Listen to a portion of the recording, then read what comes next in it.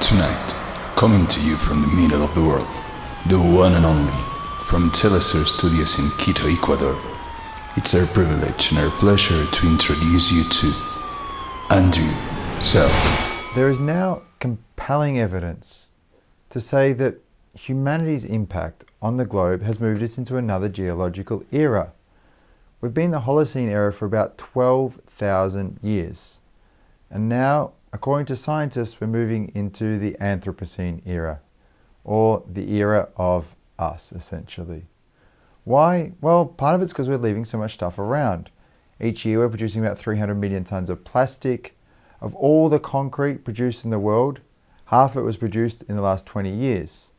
This is not to mention our impact on wildlife. 300 years ago, 50% of the earth was considered wild.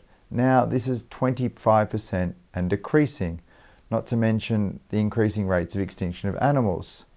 Plus you add into this our greatest impact in geological terms, which is the nuclear isotopes left over from the nuclear testing in the 50s and 60s.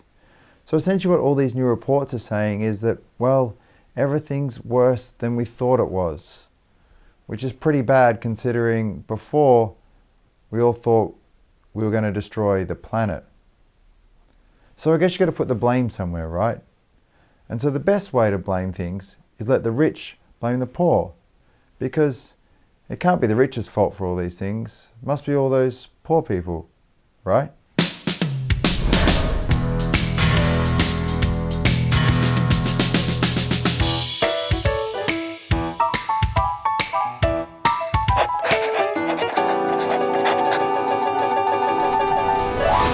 How do Prius owners drive? One hand on the wheel, the other hand patting themselves on the back. Welcome to the Self Show.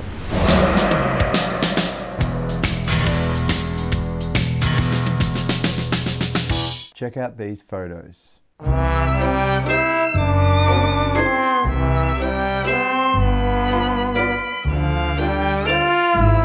It would seem, well, to put it bluntly, that we're screwed. There's too many of us. But the thing is, overpopulation gets cited as one of the reasons for global warming, for all kinds of disasters in our world. But the thing is, could this be, shock horror, a way for the rich to put blame on the poor? Couldn't be, could it? Well, it is. You see, overpopulation refers to a time when there is too many people for that closed environment. Let me explain further. Let's take the Self Show Studios for example. It's a closed environment. If I can't get out of this environment, I will die. I'll run out of oxygen, I'll run out of bickies in the fridge, I'll run out of lemonade. But I won't go killing my one colleague. Why is this? Because I know I can get out. And you see, all these overpopulation zealots, they use this as an excuse always. These sort of places where there is some sort of overpopulation aren't closed environments. Poor countries, large cities, these sorts of things. People can get out. Another reason is that if someone else locked me in here for the studios, they wouldn't blame me for dying. They blame the person who locked me in. So for the very same reason, if government policy is bad and food can't get to places, then it is government policy that's the problem, or just general capitalism that's the problem, not necessarily the people within the cities, like me locked in this studio, looking at you. And it's also people's behaviours, not necessarily the numbers. Look, if everybody wanted their own country, or at least just their own island, we'd be overpopulated pretty quickly. But they don't, and we're not. Let me explain a little bit further. Since the, well, at least the 1800s, people have been saying that there's not enough food in the world to feed everyone. But as we know, that's false, as much as it was back then as it is these days. World Food Organization and other organizations say there's enough food in the world to feed 10 billion people. And we've only got 7 billion. And this is because of a lot of technology we're producing. So imagine if we had 10 billion minds, we could easily produce more and more food. And then people say, but what about all the starving people? Yes, what about them? But it's not because we don't have enough food in the world. It's because of catastrophic political failures, as Oxfam has pointed out. And then other people might say, but we're eating higher up the food chain, we're eating more meat, we're eating more calorie dense foods? Well, yes we are. And part of this reason is because this food is becoming cheaper. And why do things become cheaper in capitalist systems? Because they become less scarce. So we're getting more of it rather than less of it. So you see, this isn't so much the problem. And then people might point out, well, we've got exponential growth rates of population. Well, also not true. Population is growing, but definitely not exponentially. And in some ways, it's going down. Between 1950 and 2000, our growth rate of population was around 1.76%. Between 2000 and 2050, it's expected to be about 0.77%, which is still above zero, which means it's growing. But most of this growth is coming from African nations, which we really don't have to worry about, which I'll explain later. And there is negative growth rate in a lot of countries, especially in European countries. So, all in all, those countries theoretically could disappear, like Italy, really low growth rate. Arrivederci, Roma. Not so much, but you get my point. But I guess in many ways, you could argue that the world is already overpopulated. Now, why would I go back on this?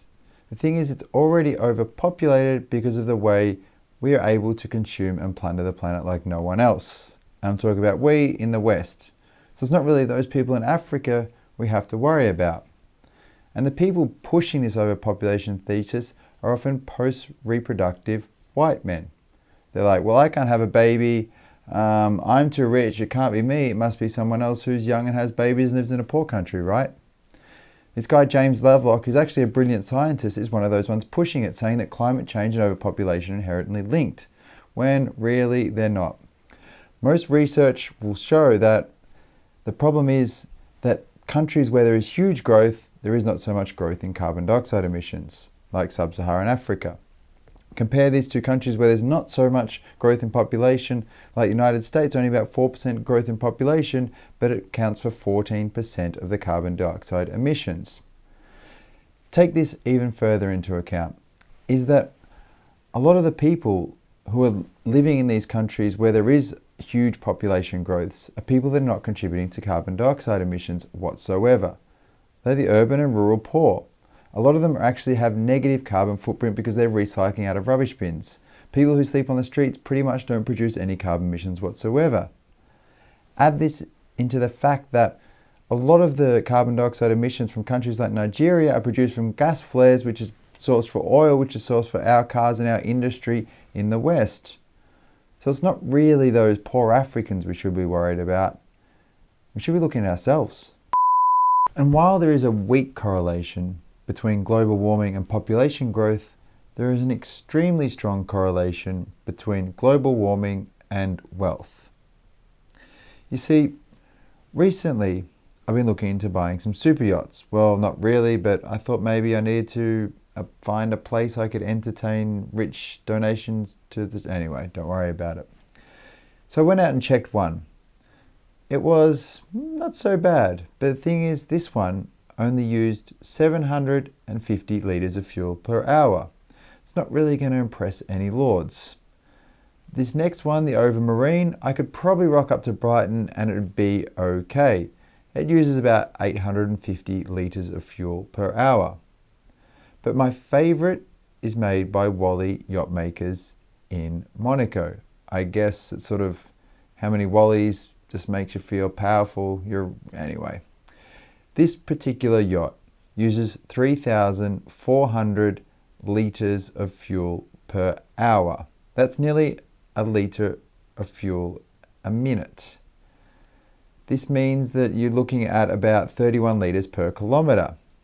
Now, when you're throwing this, you've got to ferry your guests there in private helicopters, you've got teak and mahogany in your boat, you've got to have a mini submarine, you've got to drive around 60 knots per hour and chew up the Mediterranean Ocean while eating bluefin and caviar.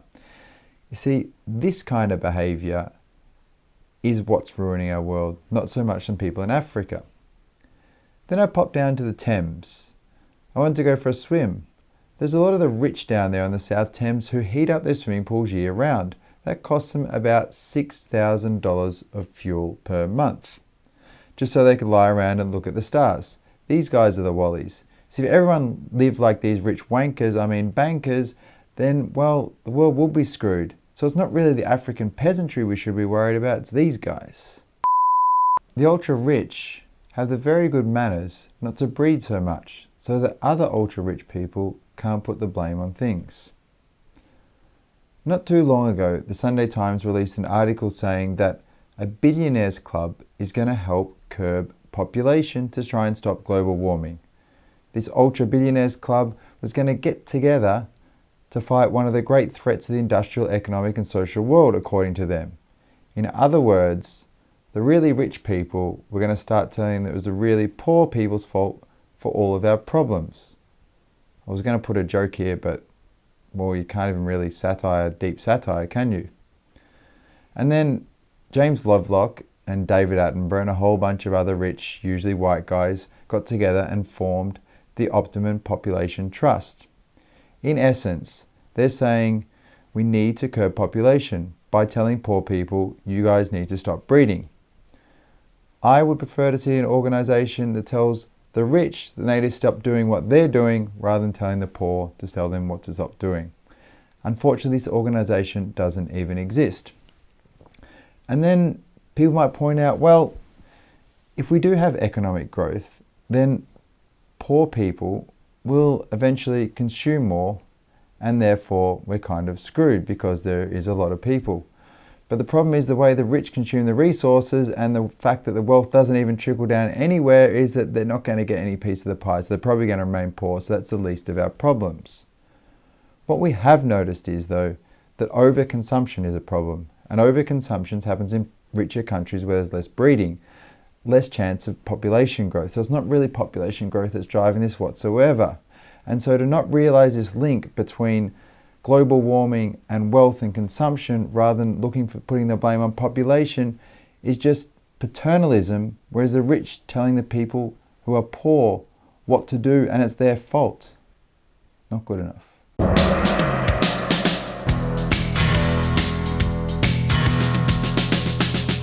So where are the protest movements protesting against the super rich destroying our biosphere?